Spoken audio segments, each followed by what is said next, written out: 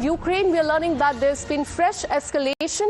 There are reports that a Ukrainian suicide drone has surrounded the city of Moscow right now. That is the big breaking update that we are getting for you. And this is a fresh escalation as far as Russia and Ukraine is concerned. We are learning that as far as Ukraine is concerned, one of the suicide drone has surrounded the city of Russia. The city of Moscow in Russia is what we are learning.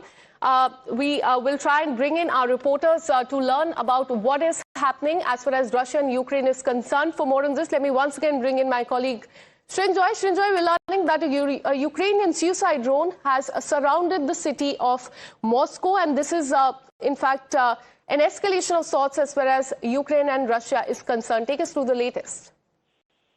Well, they probably surround is probably a difficult word here, but there would be some suicide drone attack by the Ukrainians on Moscow, because let's not forget that Kharkiv was hit. Kharkiv, a town, a major city in Ukraine, was hit by the Russians not very long ago, probably only yesterday. So while these peace talks are going on, strikes of cities continue.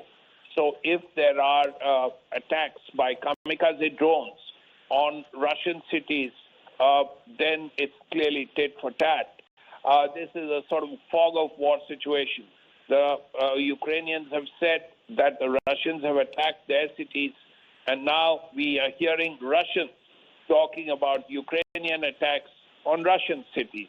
So the war continues despite all these peace talks that are going on, and President Trump's attempts to bring peace to the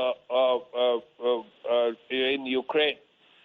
President Trump had said that the war would not have happened if he were president, number one, and he has said that he, after becoming president, would end the war in 1 day. Now, he's been president for about 10, 11 months.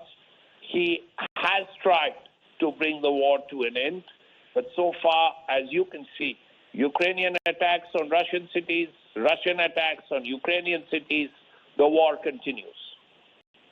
Absolutely, and this comes at a time when, as you also mentioned, Donald Trump has been urging both the countries to arrive and sign the peace deal. Thanks so much, Srinjoy, for getting us all those details. With this, a short break.